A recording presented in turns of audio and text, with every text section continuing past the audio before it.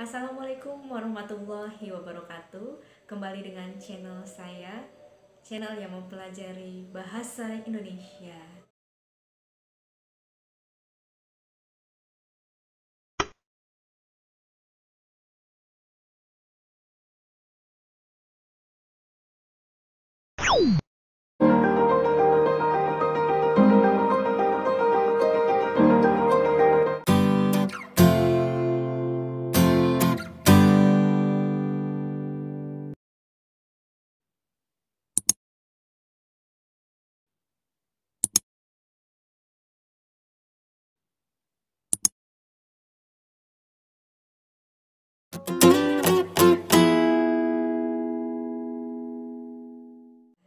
Nah, kebetulan sekali untuk pertemuan kali ini saya akan membahas tentang tips atau trik ketika menghadapi ujian nasional, khususnya di mata pelajaran bahasa Indonesia.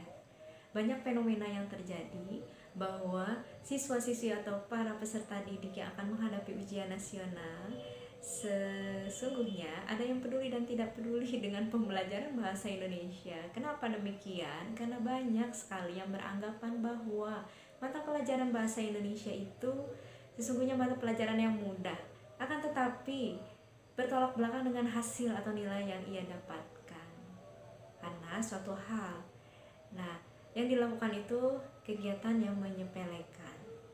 Itu sering terjadi dan pada akhirnya menyebabkan nilai anak tersebut menjadi kurang dari ketentuan.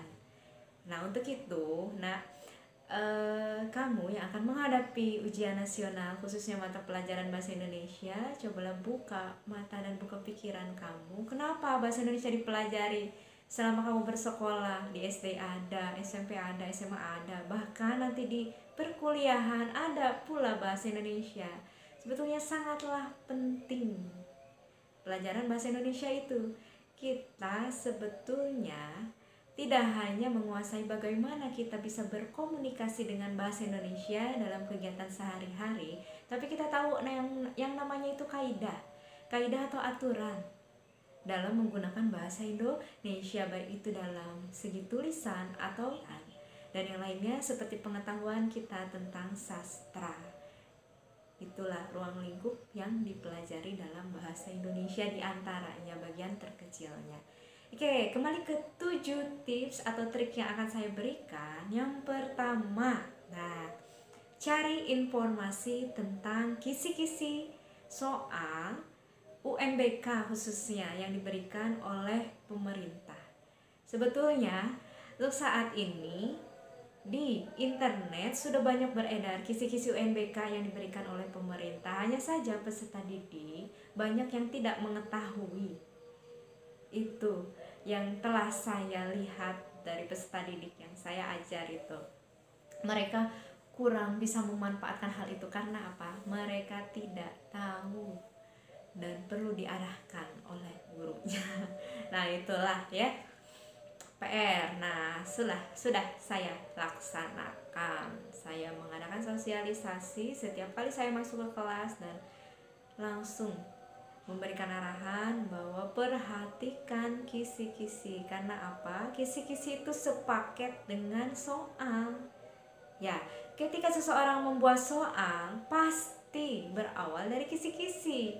Misal, di kisi-kisi ada muncul materi mengenai ide pokok. Nah, nanti di soal pasti muncul soal yang menanyakan tentang ide pokok. Jadi saling berkaitan kisi-kisi dan soal, tidak terlepas itu, saling berkaitan. Oke, penting sekali itu kisi-kisi. Poin yang kedua atau trik yang kedua yaitu pahami setiap butir kisi-kisi tersebut. Perlu kita pahami banyak butir-butir atau poin-poin dari kisi-kisi tersebut. Ada beberapa kolom di sana yang menyatakan ada teks sastra, ada non sastra. Pengetahuannya itu ada menulis terbatas, ada kaidah seperti pengaturan tanda baca, ejaan, dan lainnya.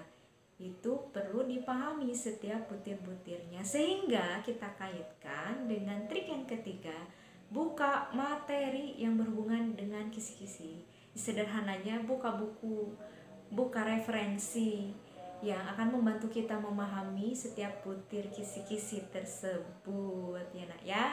Nah itu poin yang ketiga. Lanjut ke poin yang keempat, latihan soal sebanyak-banyaknya, tentunya yang berkaitan dengan kisi-kisi ya. Kemudian tips yang kelima yaitu atur waktu belajar. Nah ini sangat penting. Kamu perlu mengatur waktu belajar kamu karena aktivitas yang kamu laksanakan setiap hari itu banyak. Tidak hanya mementingkan untuk belajar ujian nasional saja, khususnya untuk belajar bahasa Indonesia saja. Banyak sekali aktivitas yang perlu kamu kembangkan di setiap harinya agar masa depan kamu ke depannya itu bagus.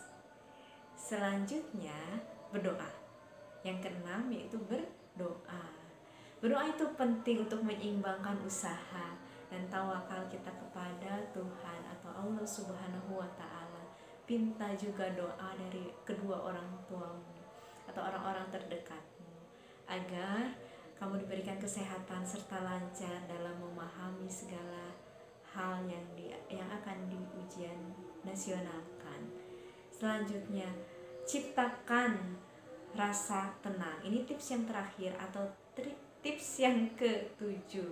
Ciptakan rasa tenang di hati kamu. Jangan sampai kamu memiliki ambisi yang besar sehingga nanti pada pelaksanaannya mengerjakan soal dengan rasa atau keinginan yang lebih sehingga buyar di kepala. Ceroboh pun tidak bisa dihindari. Kebanyakan anak yang seperti itu sesungguhnya atau sebenarnya dia itu mampu, tapi dengan rasa ambisi dan rasa tidak tenang di dalam hatinya karena perasaan tersebut, sehingga akan menimbulkan suatu hal yang fatal ketika ia mengerjakan soal tersebut. Nah, baiklah, 7 tips atau 7 trik sudah saya berikan kepada kamu. Mudah-mudahan hal ini bermanfaat dan bisa membulatkan tekad kamu untuk terus berjuang menghadapi ujian sekolah dan ujian nasional berbasis komputer yang akan datang dekat-dekat ini.